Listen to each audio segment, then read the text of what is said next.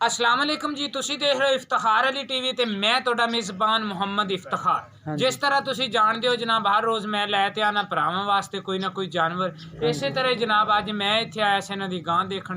भरा ने मैनू दस्सिया असी करनी वैड़ सेल।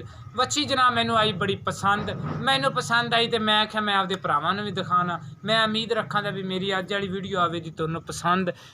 तो माशाल्लाह जानवर इन्हां दा सोहना है। तुसी पहले जनाब देखो जानवर दी पूरी बाडी। ये जनाब चोलस्तानी दे विच जनाब ते फरीजन दे विच हैगी है जनाब क्रॉस गां। माशाल्लाह गां बड़ी असील असाऊ है इन्हां दी।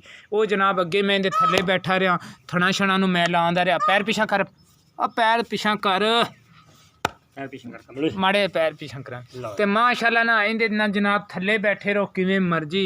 ये जनाब नहीं चाहती पैर पहले जनाब तुहानूं करा दी थणा दी तसल्ली। अगले थान ने हैगे ने पूरे फासले दे विच, किहड़े पिछले थान ने ओह ने सर थोड़ा जिहा फासला है उन्हां दा हैगा जनाब घट। सानूं जनाब ये गां तुसीं विखावणी भी टोर ते ए जनाब जानवर हैगा जनाब तुहाड़ियां नज़रां दे सामने। गां टोर ते विखा जा छड्ड। माशाल्लाह सोहनी शरीफ है, सिर तू जनाब हैगी है कोनी। वैड़ इन्हां दी माशाल्लाह हैगी है चंगी। ਉਹ जनाब हैगी चंगा सोहना माशाल्लाह लिया है जनाब वैड़ ने कद। अगों पिछों करवा देइए तुहानूं सारी तसल्ली। उस तो बाद फिर आप करने भरा नाल भी गल्लां। लै आओ एवें तुम भी इधर देखें जी बच्चे तो लै आओ बस पिछां आपे वेखने भी किसी पैर तो लंगा लंगू ना कर दियो।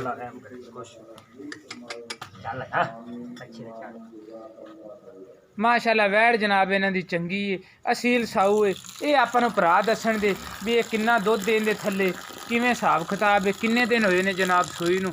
पहला सूआ सूई है, मूँह दे विचों जनाब ये वैड़ हैगी है जनाब दोंदी वैड़। माशाल्लाह इन्हां दी चंगी है।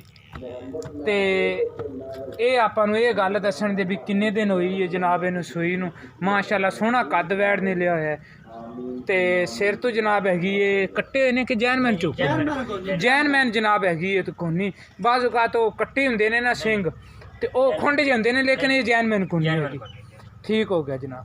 माशाल्लाह अगों पिछों जनाब करवा देइए तुहानूं जानवर दी तसल्ली। उस तो बाद जनाब आपां ए जनाब एक थान एक साइड ते इहदे लग्या होया है, लेकिन ये बच्चा है नाल, लेकिन इहदे विचों कोई शै नहीं आंदी। इहदी मैं कीती तसल्ली।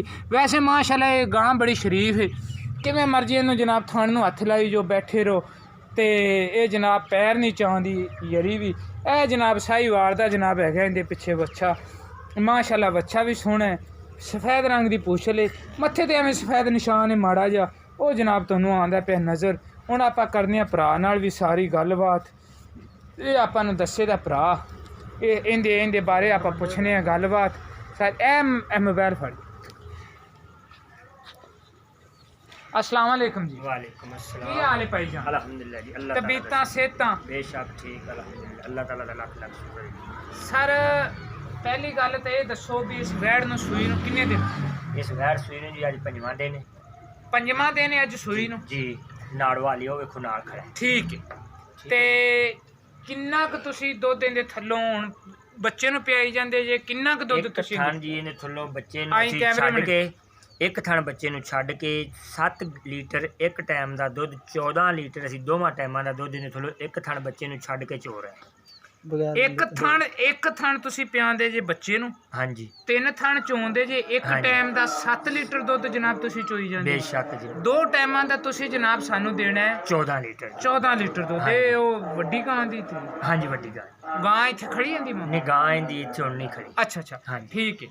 ते दूसरी गल ये हैगी है भी ये जनाब मूँह दे विचों किवें ये भी दसो। मूँह दे विचों जी इस टाइम दोंदी है अपनी घर दी है, वड्डी गां दी धी है। ये तुसीं तुहानूं उस गल गां दा भी ओ पता मैं है। ओ बस ओ हाँ जी। आप उस गल ये हाँ मूँह दे जी। विचों दोंदी दोंदी पक्की दोंदी? पक्की दोंदी फुल दोंदी जी। अच्छा अच्छा। हाँ। ते सूई नूं हो गए 5 दिन? 5 दिन ते दुध हुण इहदे थल्ले हैगा 14 लीटर 14 लीटर 3 थणां दा? 3 थड़ा। अच्छा।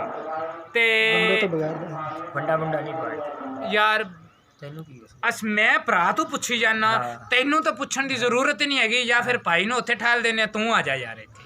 अच्छा दूसरी गल ये जनाब हैगी है भी हुण जनाब इहदा किहड़ा प्यार मुहब्बत वाला रेट है ना वो करना है तुसीं।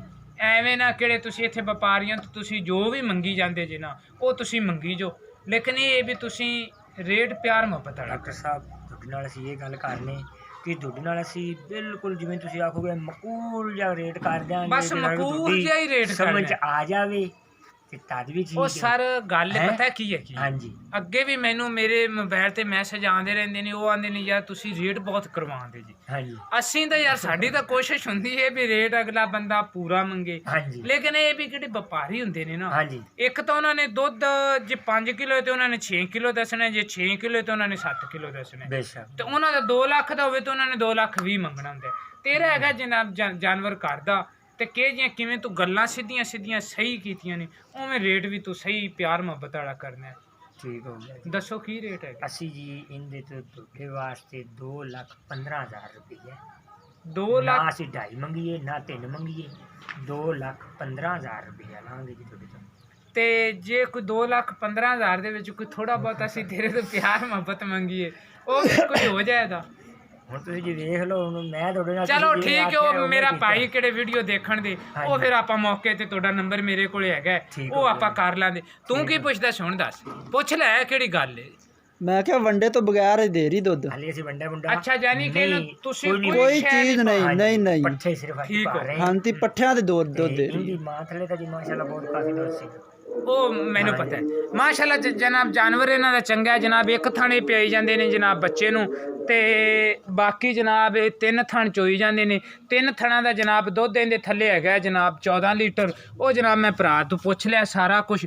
ਗਾਂ ਦੀ ਇੱਕ ਵਾਰੀ ਤੁਹਾਨੂੰ ਕਰਾ ਦੀ ਥੋੜੀ ਜਿਹੀ ਤਸੱਲੀ, ਫਿਰ ਤੇ ਮੂੰਹ ਦੇ ਵਿੱਚੋਂ ਜਨਾਬ ਇਹ ਹੈਗੀ ਦੋਂਦੀ।